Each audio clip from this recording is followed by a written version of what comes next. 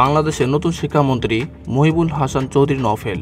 তবে মানুষের মনে প্রশ্ন, তিনি আসার পরে বাংলাদেশের শিক্ষাঙ্গনে কোনো কিছু পরিবর্তন হবে কি?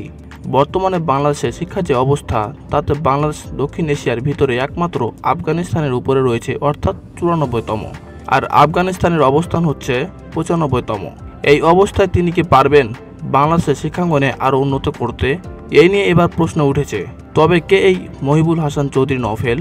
চলুন তাহলে আজকের ভিডিওতে জেনে নেওয়া যাক কে এই নতুন শিক্ষামন্ত্রী এবং তিনি আসার পরে বাংলাদেশের শিক্ষা বোর্ডে কী পরিবর্তন হতে পারে আর কতটুকু বা তা সম্ভব।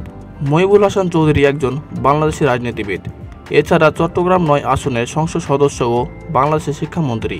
তিনি 11 জানুয়ারি 2024 সালে বাংলাদেশের একজন সংসদ সদস্য ও শিক্ষামন্ত্রী হিসেবে দায়িত্ব নেন।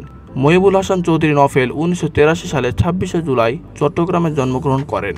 তার পিতা চট্টগ্রাম সিটি কর্পোরেশনের মেয়র এবিএম মহিউদ্দিন চৌধুরী ও মাতা সাহেরা মহিউদ্দিন। তিনি লন্ডন স্কুল অব ইকোনমিক্স থেকে স্নাতক পাস করেন। মহিবুল হাসান চৌধুরী নওফেল একজন আইনজীবী। তিনি Chattogram metropolitan chamber of commerce and ইন্ডাস্ট্রির সদস্য, বেসরকারি টেলিভিশন চ্যানেল বিজয় টিভির ব্যবস্থাপনা ও পরিচালকও। মহিবুল হাসান চৌধুরী নওফেল 2016 সালে কেন্দ্রীয় আওয়ামী লীগের সম্মেলনে তিনি সর্বকনিষ্ঠ সাংগঠনিক সম্পাদক মনোনীত হন। তিনি কেন্দ্রীয় যুবলীগের সদস্য ও চট্টগ্রামের মহানগর আওয়ামী লীগের কার্যনির্বাহী সদস্য ছিলেন।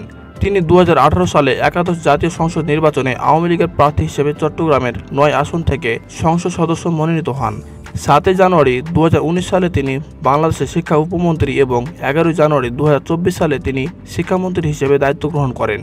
তবে তিনি নাকি ধারাবাহিকতার রক্ষার মাধ্যমে দায়িত্ব পালন করবেন। নতুন সরকার শিক্ষামন্ত্রী হিসেবে দায়িত্ব পাওয়ার পর মহিবুল হাসান চৌধুরী বলেছেন, তিনি ধারাবাহিকতা রক্ষা করে শিক্ষা মন্ত্রণালয়ের দায়িত্ব পেয়েছেন। এবার শিক্ষামন্ত্রী পদে আনা হয়েছে পরিবর্তন। উপমন্ত্রীর দায়িত্ব পালন করা মহিবুল হাসান চৌধুরীকে শিক্ষামন্ত্রী করে এই মন্ত্রণালয়ের দায়িত্ব দেওয়া হয়েছে, আর শিক্ষামন্ত্রী দীপু মনিকে সমাজ কল্যাণে বদলি করা হয়েছে। মহিবুল হাসান চৌধুরী বলেন, তিনি কোনো চ্যালেঞ্জের কথা বলতে চান না। বঙ্গবন্ধু কন্যা শেখ হাসিনা সরকার গঠন করেছে এবং তিনি 2009 সাল থেকে শিক্ষা খাতে অনেক বিনিয়োগ করেছেন। শিক্ষার ব্যাপক উন্নয়ন হয়েছে এবং রূপান্তর কাজও চলমান। সে চলমান কাজ আমরা এগিয়ে নিতে চাই।